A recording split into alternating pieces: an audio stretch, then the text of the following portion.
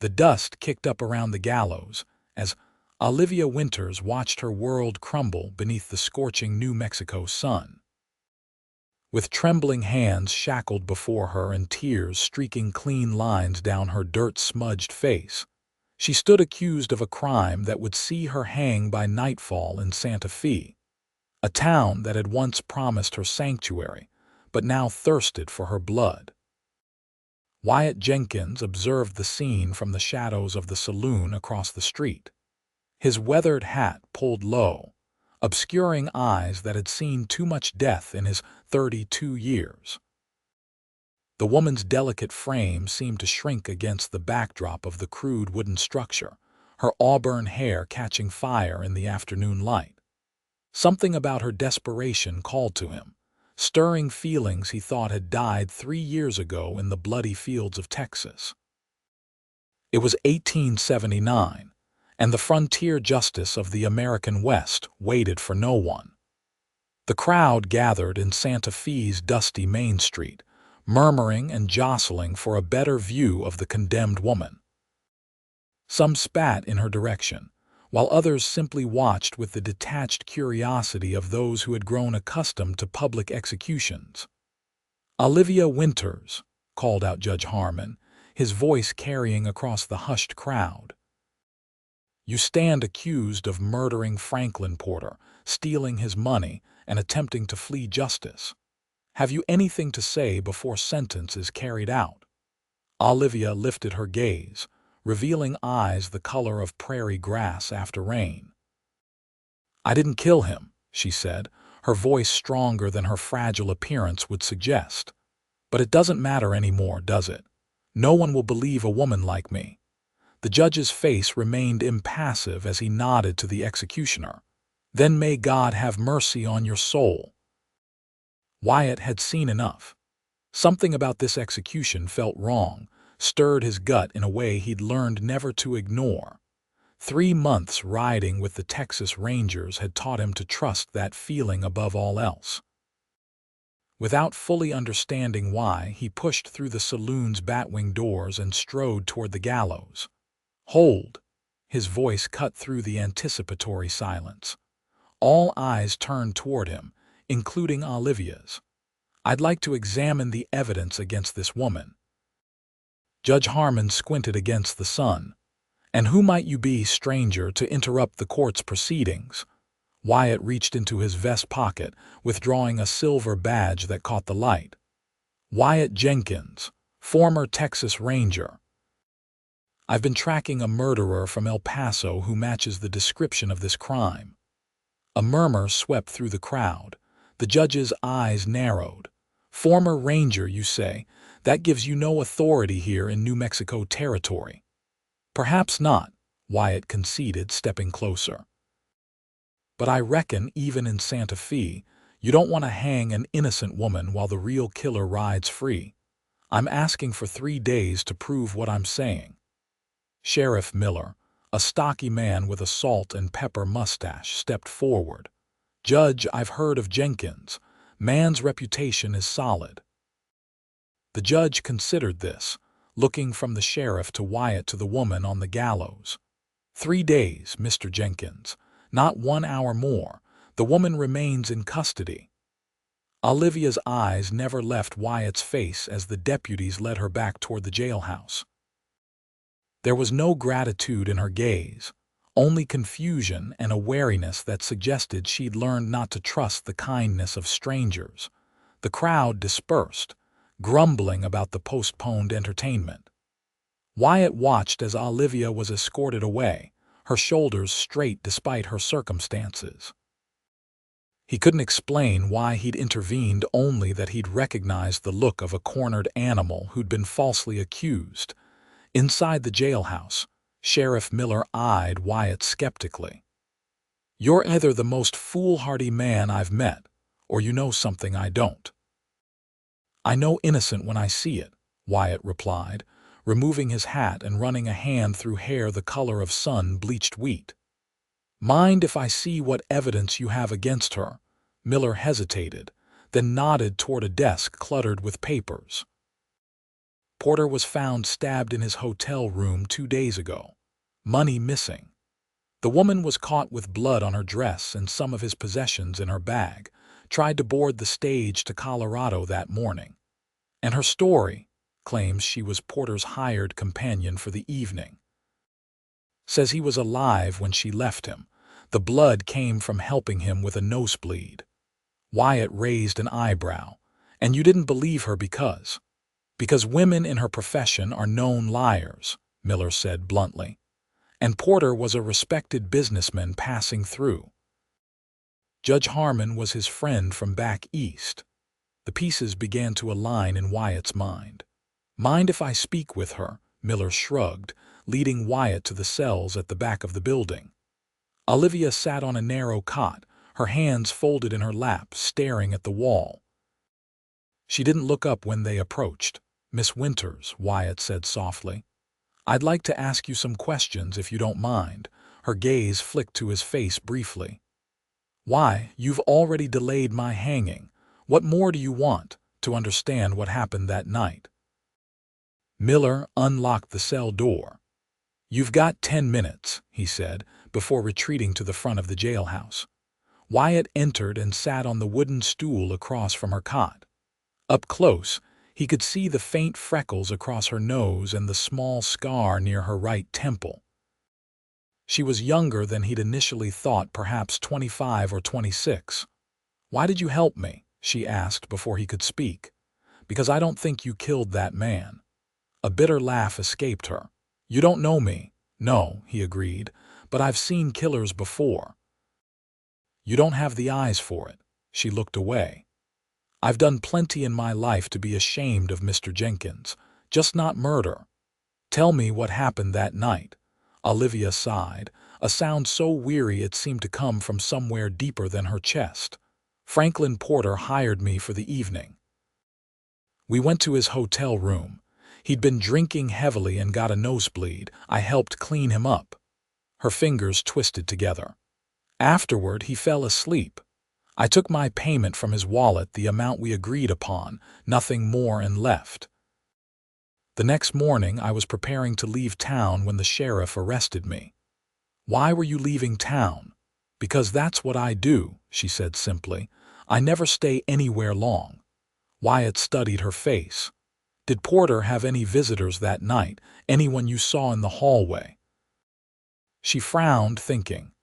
There was a man well-dressed with a distinctive cane, silver handle shaped like an eagle. He nodded to me as I was leaving. Wyatt felt a jolt of recognition. What time was this? Around midnight, I think. He stood. Miss Winters, I believe you may have seen the man I've been tracking. A swindler who's killed at least 3 men in Texas and likely others.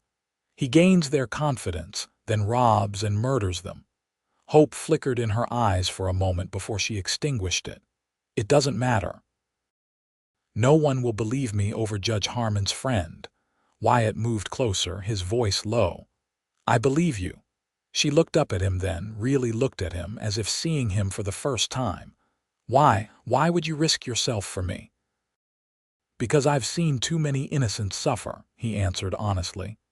And because something tells me you've suffered enough already. A shadow crossed her face. I'm not worth saving, she whispered. The words struck something in Wyatt's chest.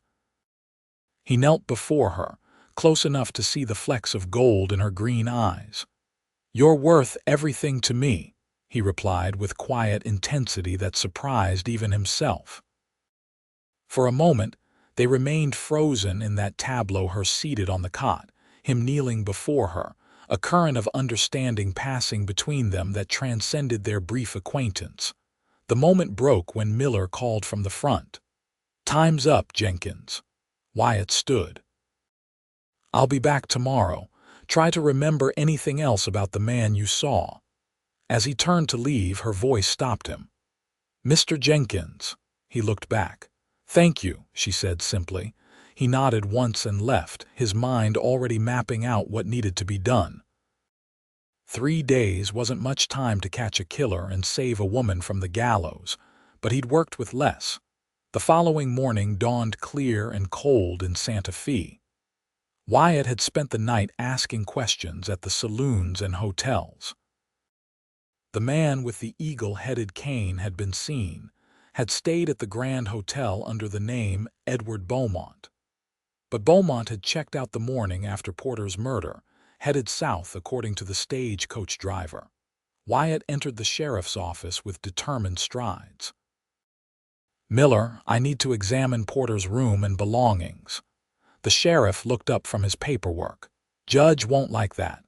Judge gave me 3 days to find the truth. I aim to use them." Miller sighed, reaching for his keys. "Room's been cleaned, but his things are still here." Hotel didn't know what to do with them. They walked together to the Grand Hotel, a 3-story building that stood as Santa Fe's attempt at Eastern sophistication. The room where Porter died was on the 2nd floor, at the end of a long hallway. Though the bedding had been changed and the floor scrubbed, Wyatt could still see faint rust-colored stains in the wooden floorboards.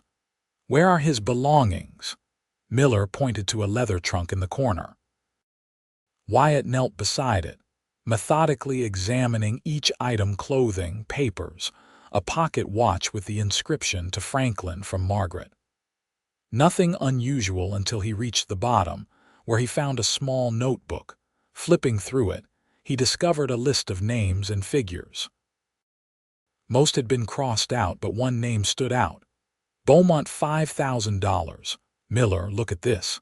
He handed the notebook to the sheriff. "Porter was meeting with Beaumont the night he died.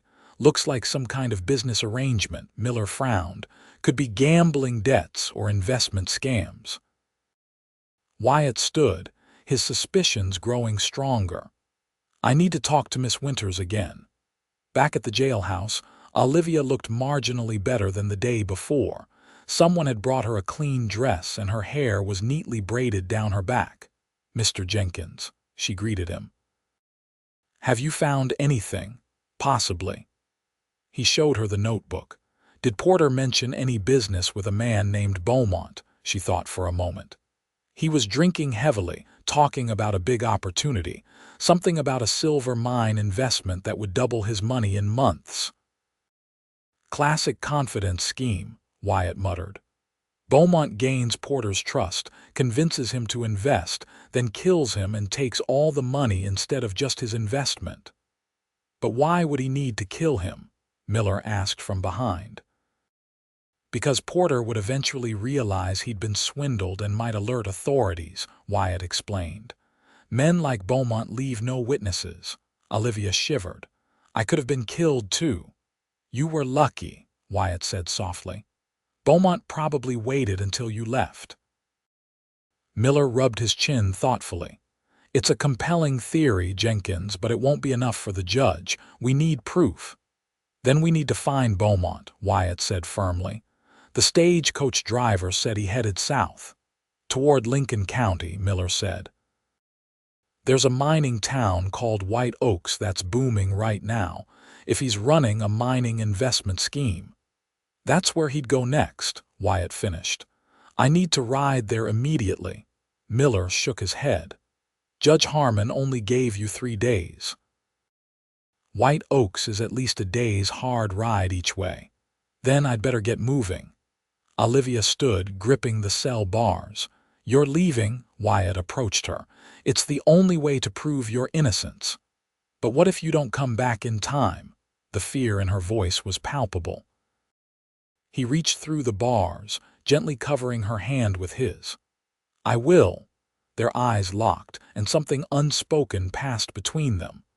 Wyatt was surprised by the intensity of his determination to save this woman he barely knew. "Sheriff," he said, not breaking eye contact with Olivia, "I'll need your fastest horse." Within the hour, Wyatt was galloping south out of Santa Fe, the desert landscape blurring around him. The horse beneath him, a sturdy bay gelding, ate up the miles with powerful strides.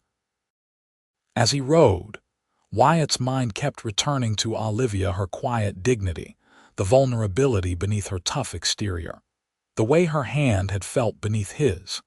He'd never believed in love at first sight, considered it a fairy tale for children and dreamers. But something about Olivia Winters had awakened feelings he thought long buried after losing his wife to cholera 3 years prior. Whether it was simply his instinct to protect the innocent or something more, he couldn't say. All he knew was that he couldn't let her hang. The journey to White Oaks was punishing. Wyatt stopped only when necessary to rest his horse, pushing on through the night with only the stars for company. By dawn of the second day, the mining town appeared on the horizon, a collection of wooden structures clinging to the hillsides. White Oaks was alive with activity despite the early hour. Miners trudged to their claims, merchants opened their shops, and from several saloons came the sounds of revelry that had never ceased from the night before. Wyatt led his exhausted horse to the livery stable, then began methodically checking every hotel and boarding house. At the third establishment, a small hotel called the Prospector's Rest, the clerk's eyes lit with recognition at the description of the Silver Eagle cane. "Oh yes, Mr. Beaumont. Very distinguished gentleman. He's in room 204. Wyatt's heart raced. "Is he in now? Saw him go out about an hour ago, headed toward the assayer's office, I believe." Wyatt hurried to the assayer's office, a small brick building at the end of the main street. Through the window, he could see a well-dressed man with a silver-headed cane talking animatedly to the assayer. Relief and triumph surged through him. He'd found Beaumont. Waiting until the man emerged, Wyatt followed at a distance. Beaumont strolled confidently through town, stopping occasionally to chat with prosperous-looking men, a hunter stalking prey. At midday, Beaumont entered the town's finest restaurant. Wyatt waited a few minutes, then followed. The restaurant was dimly lit, with tablecloths and real glassware luxuries in a mining town. Beaumont sat alone at a corner table, perusing a menu. Wyatt approached directly, sliding into the chair opposite him. "Mr. Beaumont," he said calmly, "or should I say Anderson?" "That was the name you used in Dallas, wasn't it?" Beaumont's face remained composed, but his eyes darted toward the exit. "I believe you're mistaken, sir. My name is Edward Beaumont. And before that it was Charles Wilson in Austin," Wyatt continued. "You're quite the chameleon. But the method stays the same: gain a wealthy man's confidence, convince him to invest in a non-existent mine, then kill him and take everything." Beaumont's expression hardened. "I don't know what you're talking about. Now, if you'll excuse me," he began to rise. Wyatt's hand shot out, gripping Beaumont's wrist. "Franklin Porter in Santa Fe. You killed him 2 nights ago." A flash of recognition crossed Beaumont's face before he could mask it. "I never met any Franklin Porter." "Then how do you know he's dead?" Wyatt asked quietly. Beaumont's composure cracked. With surprising speed, he yanked his arm free and swung his cane at Wyatt's head. Wyatt ducked, but the heavy Silver Eagle caught his shoulder. Pain exploded through his arm. Chaos erupted in the restaurant as Beaumont bolted for the door. Wyatt recovered quickly, charging after him into the street. Beaumont ran toward the livery, dodging pedestrians. Wyatt followed, ignoring the throbbing in his shoulder.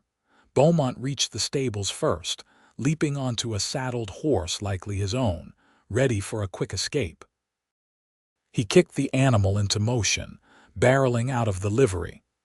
Wyatt's own mount was still recovering from the journey, but he had no choice.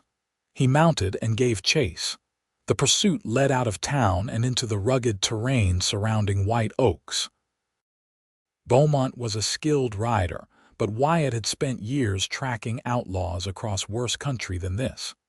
He gradually closed the distance between them, driving his tired horse to its limits. As they crested a ridge, Beaumont's horse stumbled on loose shale, sending its rider tumbling to the ground. By the time Beaumont scrambled to his feet, Wyatt was upon him, tackling him back to the ground.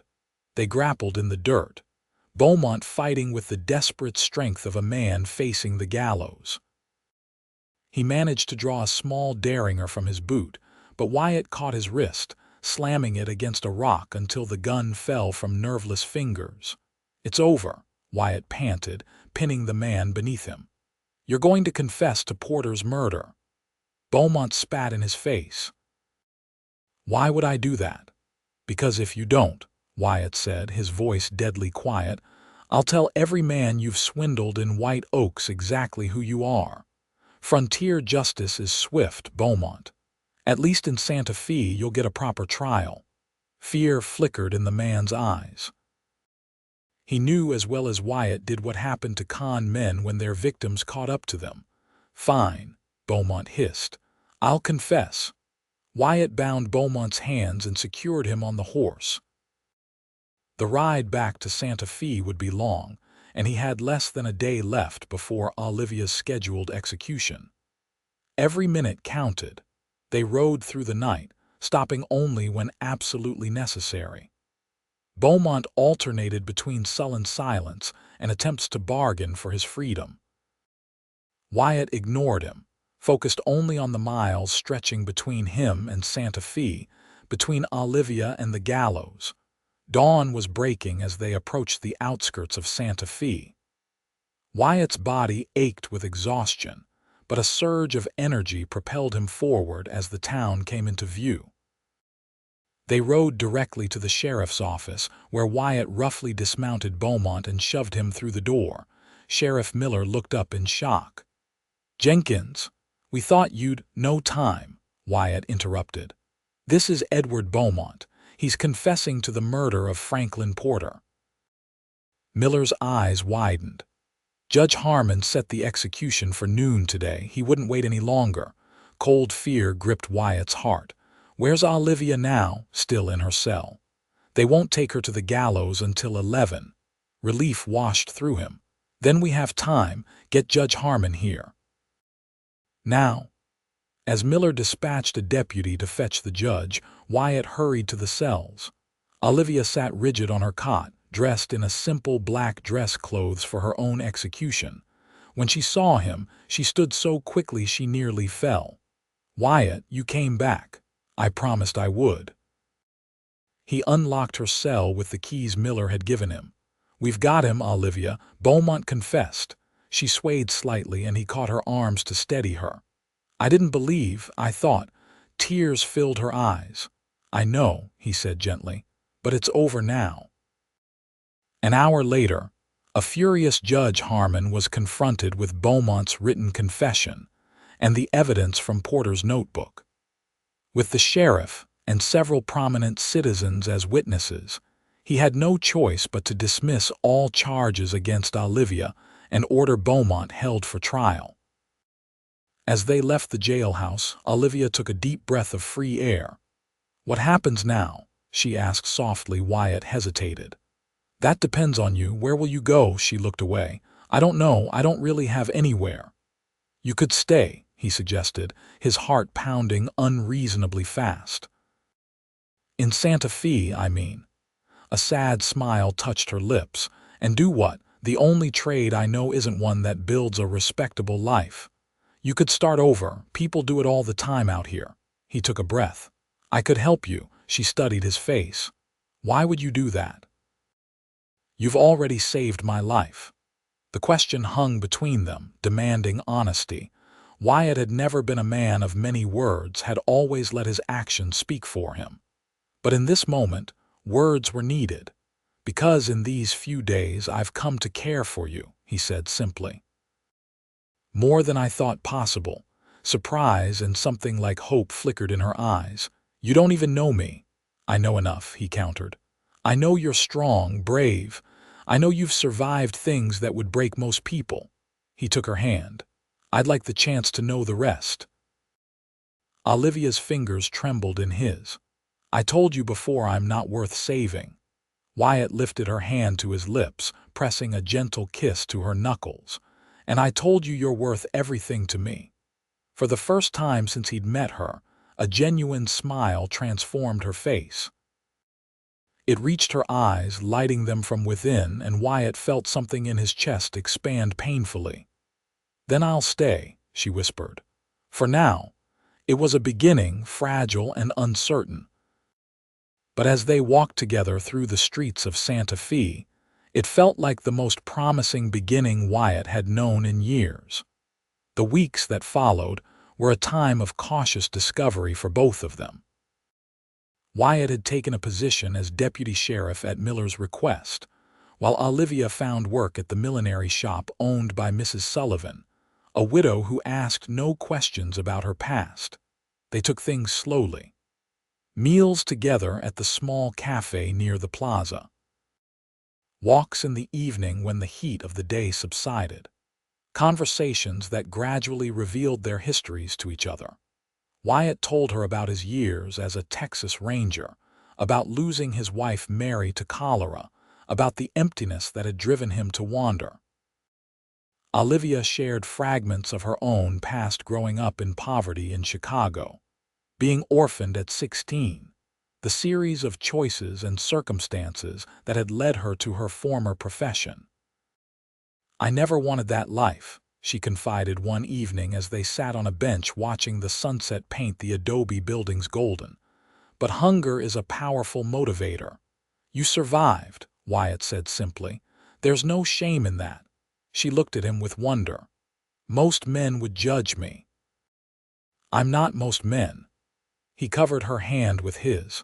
"And I've seen enough of the world to know that good people sometimes do what they must." As summer turned to autumn, their relationship deepened. Wyatt found himself looking for excuses to visit the millinery shop, bringing her wildflowers he'd gathered on patrol, or simply stopping by to walk her home.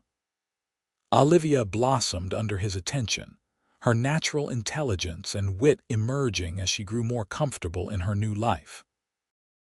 The town's reaction was mixed. Some, like Sheriff Miller and Mrs. Sullivan, accepted Olivia based on who she was now rather than her past. Others whispered behind their hands when she passed. But something about Wyatt's steady presence at her side silenced the worst of the gossip. One crisp October evening, Wyatt invited Olivia to dinner at the hotel restaurant, the nicest establishment in Santa Fe. She wore a new dress she'd made herself, a deep blue that brought out the green in her eyes. Wyatt couldn't take his eyes off her as she sat across from him, the candlelight playing across her features. "You're staring," she said, a smile tugging at her lips. "Can't help it," he admitted. "You're the most beautiful woman I've ever seen." A blush colored her cheeks. "Charmer." After dinner, they walked along the quiet streets. When they reached the small house Olivia rented near the edge of town, she turned to him with unexpected seriousness. "Wyatt, there's something I need to ask you." His heart skipped. "Anything." She took a deep breath. "Why haven't you kissed me?" The directness of the question startled a laugh from him. I didn't want to presume or rush you," her eyes softened.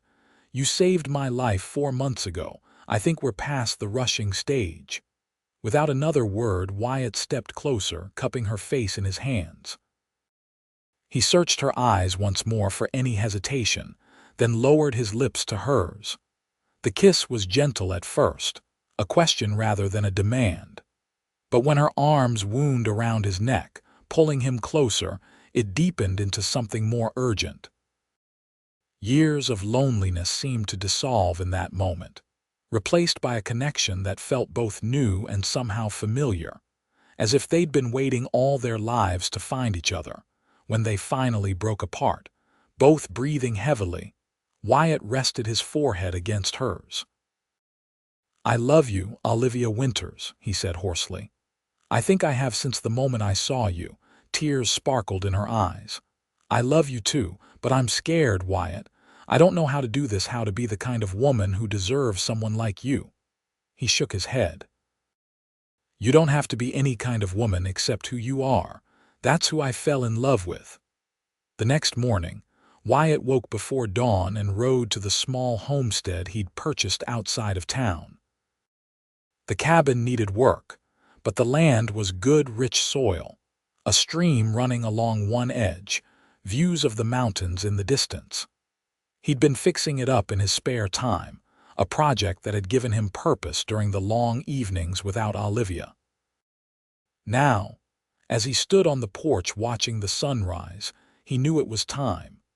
He wouldn't ask her to leave her independence behind without offering something real in return. That afternoon, he found her in the millinery shop, carefully trimming a hat with silk flowers.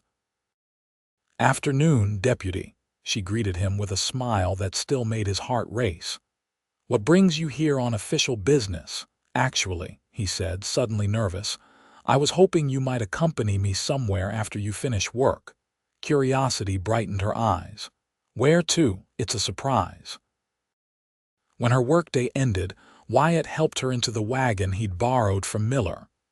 They drove out of town, following the road that wound north along the foothills. "Are you kidnapping me, Deputy Jenkins?" she teased. "Maybe." He smiled, enjoying her puzzlement.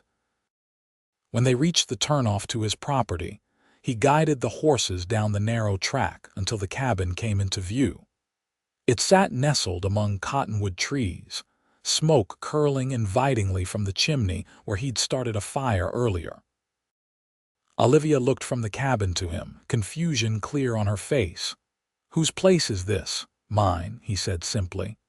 "Ours if you want it to be." Her lips parted in surprise. "What are you saying, Wyatt?" He brought the wagon to a stop and turned to face her fully. "I'm saying that I love you, Olivia, that I want to build a life with you." He reached into his pocket and withdrew a simple gold band. "I'm asking if you'll marry me." She stared at the ring, then at the cabin, then back at him. "You want to marry me, after everything you know about me?" "Because of everything I know about you," he corrected gently. "Your strength, your kindness, the way you've rebuilt your life from nothing, the way you make me feel alive again after years of just existing." Tears spilled down her cheeks. "People will talk. They'll say you could do better." "Let them talk." He took her hand. "All that matters is what we say to each other, and I'm saying I want you, Olivia Winters. Past, present, future, all of it." She looked at the cabin again, this time seeing it through different eyes, not as a stranger's property but as a potential home. Their home. "Yes," she whispered. Then louder. "Yes, I'll marry you, Wyatt Jenkins." He slipped the ring onto her finger, then pulled her into his arms, kissing her with all the love and promise he felt. They were married 2 weeks later in a small ceremony at the church in Santa Fe. Sheriff Miller stood as Wyatt's best man, while Mrs. Sullivan attended Olivia. There were whispers, of course, but they mattered little against the joy of that day. Their life together began in the cabin Wyatt had prepared with such care. Olivia brought her woman's touch to the interior. Hanging curtains she'd sewn herself, arranging wildflowers in mason jars, transforming the bachelor's shelter into a true home. Wyatt continued his work as deputy sheriff, finding satisfaction in bringing order and justice to their corner of the territory. Olivia split her time between helping at the millinery shop and tending to their small garden, where she grew vegetables and herbs with a natural talent neither of them had anticipated. Winter came to New Mexico, bringing crisp mornings and snow-dusted mountains. On Christmas Eve, they sat before the fire in their cabin, Wyatt's arm around Olivia as she leaned against his chest. "I have something for you," she said softly. "An early Christmas gift." "Oh," he smiled against her hair. "What might that be?" She took his hand and placed it gently over her stomach. "This." For a moment he didn't understand, then realization dawned and his eyes widened. "Are you saying—" Olivia nodded, her eyes shining. "The doctor confirmed it yesterday. We're going to have a baby, Wyatt, in early summer." Joy unlike anything he'd ever known flooded through him. He gathered her in his arms, holding her as if she were the most precious thing in the world, which to him she was. "A baby," he whispered, awestruck. "Our baby." "Are you happy?" she asked, a trace of old insecurity in her voice. Happy doesn't begin to cover it. He kissed her deeply. You've given me everything, Olivia. Everything I never thought I'd have again: love, family, hope. She traced his face with gentle fingers. And you saved me, not just from the gallows, but from myself, from believing I wasn't worth saving. You saved yourself, he corrected. I just reminded you that you could. As snow began to fall outside their window, they held each other before the fire, dreaming of the future they would build together. A future born from the most unlikely of beginnings: a condemned woman, a former lawman, and 4 words that had changed everything. I'm not worth saving. You're worth everything to me. Summer arrived in a blaze of heat and wildflowers across the New Mexico landscape. Their son, Thomas James Jenkins, was born on a clear June morning in 1880, with a shock of dark hair like his mother's and his father's determined chin. Olivia had never known such happiness could exist as she cradled her newborn son, with Wyatt sitting beside her on the bed, his arm protectively around them both. He's perfect, Wyatt whispered, gently touching the baby's tiny fingers, just like his mother. Olivia smiled tiredly.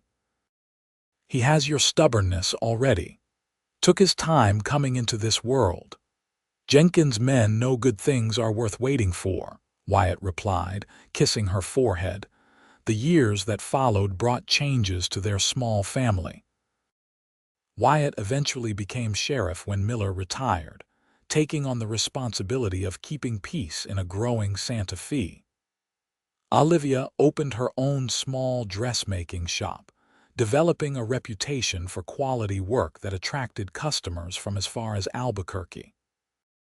Thomas grew into a bright, curious boy who loved exploring the land around their home and listening to his father's stories of his days as a Texas Ranger.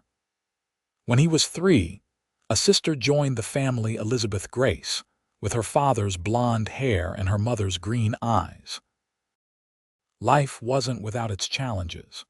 The whispers about Olivia's past never completely disappeared, though they faded as the years passed, and she became known as a respected businesswoman and devoted mother. Occasionally, someone new to town would hear rumors and treat her with contempt, but the pain of such moments was eased by Wyatt's unwavering support, and the knowledge that those who truly mattered saw her for who she was now, not who she had been. On their 5th wedding anniversary, Wyatt surprised Olivia by taking her to the spot where he had proposed. The cabin had expanded over the years: a new bedroom for the children, a larger kitchen, a covered porch where they sat in the evenings watching the sunset.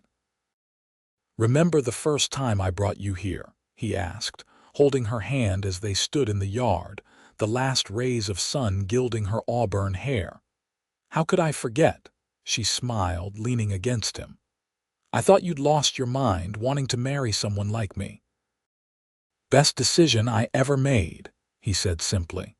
She looked around at the home they'd built together, the flower beds she'd planted, the swing hanging from the cottonwood tree where Thomas played, the rocking chair on the porch where she nursed Elizabeth. "We've come a long way from that jailhouse cell." "We have," he agreed. "But I knew even then that you were someone special, someone worth fighting for." Olivia turned in his arms, studying the face she loved so well, the lines around his eyes deeper now, strands of silver beginning to appear in his hair, but still the same steadfast Wyatt who had stood up for her when no one else would. "You ever regret it?" she asked quietly. "Stepping forward that day, taking a chance on me?" Wyatt's answer was to draw her close, kissing her with the same tenderness and passion that had never dimmed through the years. "Never," he murmured against her lips. "Not for a single moment." As twilight settled over the New Mexico landscape, they walked hand in hand back to their home, where their children waited. Behind them stretched the path they had traveled from gallows to happiness, from despair to hope. And before them lay a future they would continue to build together, one day at a time, each one a testament to the truth Wyatt had spoken on that fateful day. You're worth everything to me. 10 years passed, and Santa Fe grew and changed with the coming of the railroad and the influx of Easterners seeking health in the dry mountain air. The Jenkins family prospered along with the town. Wyatt's reputation for fairness and honesty made him not just respected but beloved as sheriff, while Olivia's dressmaking business expanded to include a small team of seamstresses whom she trained herself. Thomas, now 15, had inherited his father's sense of justice and his mother's quick mind. He talked of attending law school in Denver someday, a dream his parents encouraged. 12-year-old Elizabeth showed remarkable talent with horses and could often be found helping at the livery stable after school, much to the amusement of the townspeople who remembered her prim and proper mother's initial dismay at her daughter's chosen hobby. And the family had grown again with the addition of Samuel Robert, their youngest, now 7 years old. Born after Olivia had suffered 2 miscarriages, Samuel was their miracle child, a quiet, thoughtful boy who preferred books to rough and tumble play, but had a streak of adventurousness that sometimes worried his parents. On a warm September evening in 1890, the family gathered on their wide front porch after supper. Thomas read aloud from a newspaper, discussing the latest territorial politics with his father. Elizabeth braided her mother's hair, which still showed only a few threads of silver despite her 45 years. Samuel lay on his stomach on the porch floor, drawing pictures of the mountains in the distance. Olivia watched them all, a contentment so deep it was almost painful filling her chest. There had been a time when she couldn't imagine having one person who truly cared for her, let alone this beautiful family, this rich life. "What are you thinking about, love?" Wyatt asked softly, noticing her pensive expression. "How fortunate I am," she answered honestly. How different things might have been. He squeezed her hand, understanding what she didn't say. After all these years, they could communicate volumes in a touch, a glance. Their quiet moment was interrupted by the sound of hooves approaching. Thomas stood, shading his eyes against the setting sun. "It's Uncle Miller," he announced. Former Sheriff Miller, now in his 70s but still straight-backed and sharp-eyed, dismounted with the easy grace of a lifelong horseman. "Evening, Jenkins family," he called. "Robert," Wyatt greeted him, using his first name as he had since taken over as sheriff. "What brings you out this way?" Miller's expression was serious. "Telegram came in from Lincoln County. Thought you'd want to see it right away." He handed Wyatt a folded paper. Wyatt read it silently, his face growing grim. Olivia knew that look. It meant trouble. "Edward Beaumont has escaped custody," Wyatt said quietly, mindful of the children. "During transfer to the territorial prison in Santa Fe." Olivia felt a chill despite the warm evening. Beaumont had been convicted of Porter's murder and several others, sentenced to hang, but the sentence had been commuted to life imprisonment after testimony about his troubled childhood. For years, he'd been imprisoned in various facilities across the territory, his case almost forgotten. "After all this time," she murmured, "why would he risk escape now?" Miller's eyes met hers, then Wyatt's. "The telegram says he was overheard making threats against you both." Wyatt's arm went around her protectively. "Let him try," he said, his voice hard. "He won't get within a mile of my family." But that night, after the children were asleep and Miller had gone, Olivia found Wyatt checking the locks on all the windows, his revolver close at hand. "You really think he'd come here?" she asked, trying to keep her voice steady. Wyatt sighed, running a hand through hair that was more silver than gold these days. "I don't know. 11 years is a long time to hold a grudge, but men like Beaumont, they don't forget, and we're the reason he spent those years behind bars." She wrapped her arms around his waist, resting her head against his chest. "We've faced worse together. That we have." He kissed the top of her head. "I won't let anything happen to you or the children, Olivia, I promise." "I know," and she did. In 15 years, Wyatt had never broken a promise to her. For several weeks, they lived with heightened vigilance. Wyatt arranged for deputies to patrol near their home.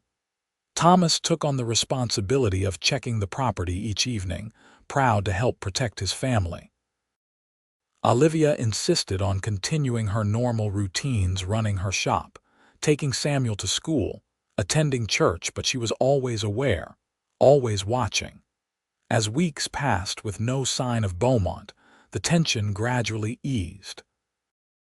Reports suggested he had fled to Mexico, far from Santa Fe and the justice that awaited him in New Mexico territory. Life began to return to normal. The children relaxed, no longer jumping at every unexpected sound. Wyatt resumed his regular sheriff's duties rather than focusing solely on Beaumont. And Olivia found herself breathing easier, the fear receding to a distant corner of her mind. Until the day she worked late at her shop. It was nearly dusk, the other seamstresses gone for the day.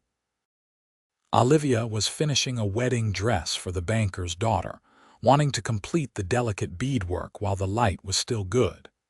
She had sent word home that she would be late, knowing Wyatt would ensure the children were fed and settled. As she worked, she heard the shop door open, the little bell tinkling. Without looking up, she called, "I'm sorry, we're closed for the day, even for old acquaintances," came a smooth voice that sent ice through her veins. Olivia's head snapped up.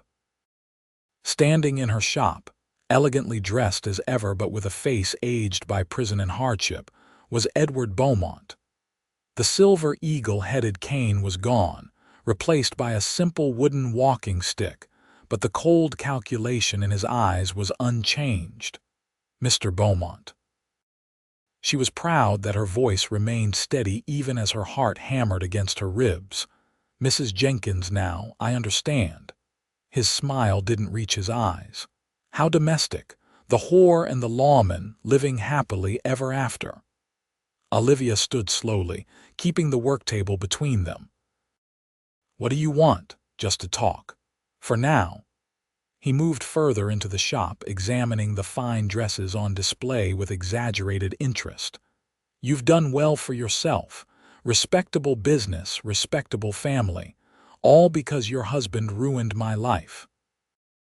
"You ruined your own life when you murdered Franklin Porter," she countered, edging toward the drawer where she kept a small Derringer Wyatt had insisted she carry. Beaumont's eyes tracked her movement. "Careful now. I'm not here to hurt you, not yet. I came to offer a choice." "What choice?" Her fingers closed around the drawer pull. "Your husband or your children." Beaumont's voice was matter-of-fact. "I'll kill one or the other. You decide which." Horror and fury rose in her throat. "You're insane if you think. I think 15 years in prison gives a man time to plan," he interrupted. "Time to imagine exactly how he'll repay those who put him there." His eyes gleamed with malice. "I've watched your family, Mrs. Jenkins. Your handsome oldest boy who walks to the livery every morning at 7. Your wild daughter who rides alone in the hills. Your little one who sits reading under the cottonwood tree by the school." Each word was a knife to Olivia's heart. He had been watching them, studying their routines, their vulnerabilities. "What stops me from shooting you right now?" she asked, her hand now on the drawer. "The men I've hired," he answered smoothly. "If I don't return to them, they have orders regarding your family, very specific orders." Olivia felt sick. Whether he was bluffing or not, she couldn't take the risk. "What do you want from me?" "I told you, a choice." He leaned on his walking stick. "Or you could come with me instead, your life for theirs. You expect me to believe you'd let them live if I went with you."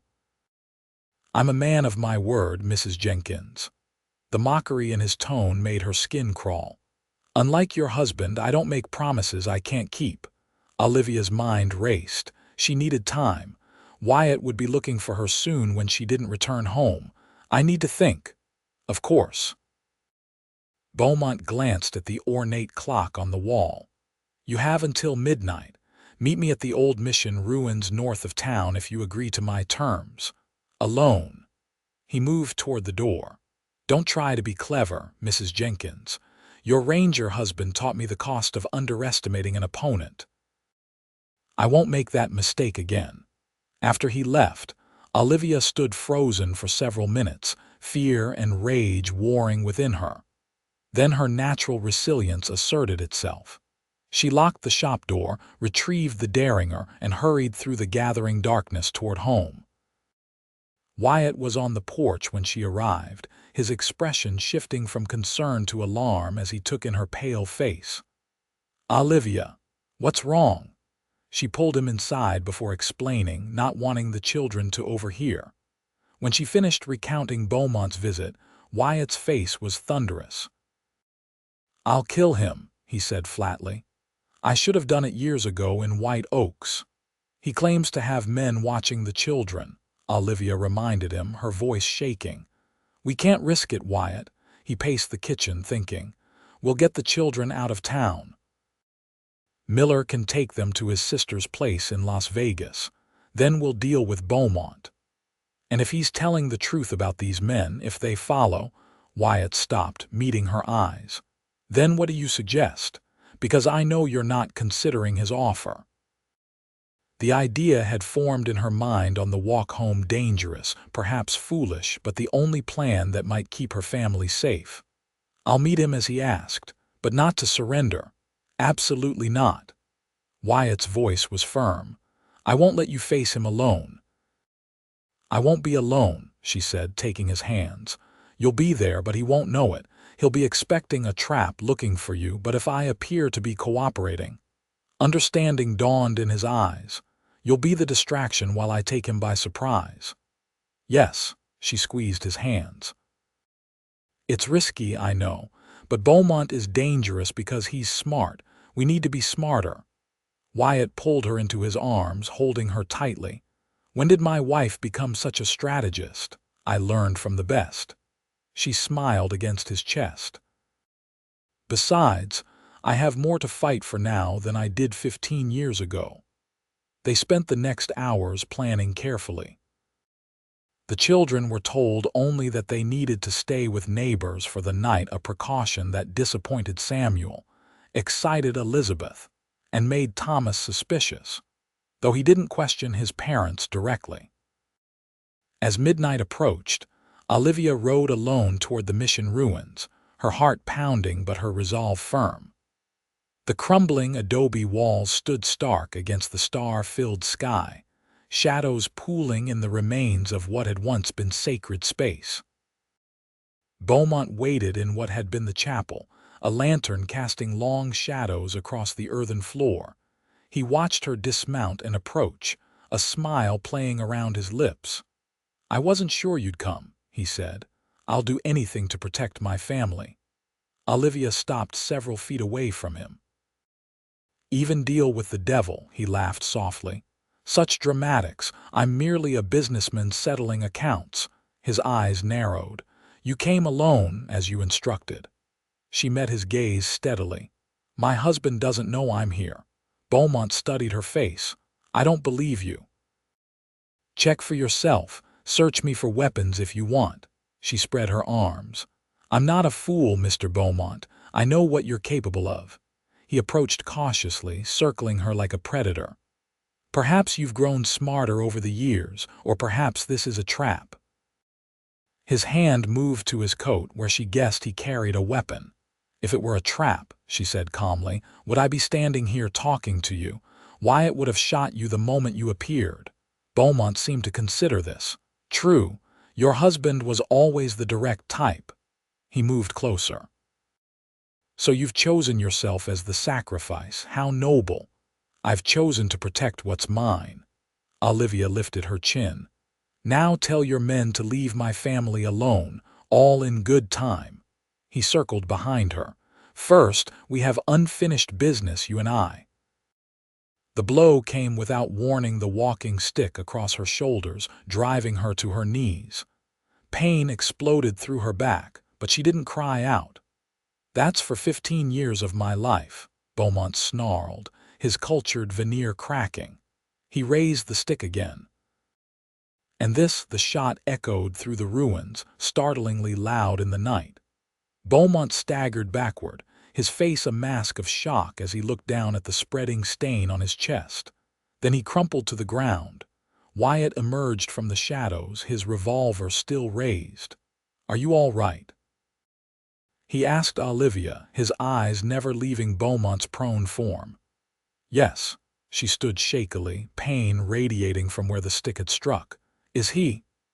Wyatt knelt beside Beaumont, checking for a pulse. "He's alive, but he won't be causing any more trouble."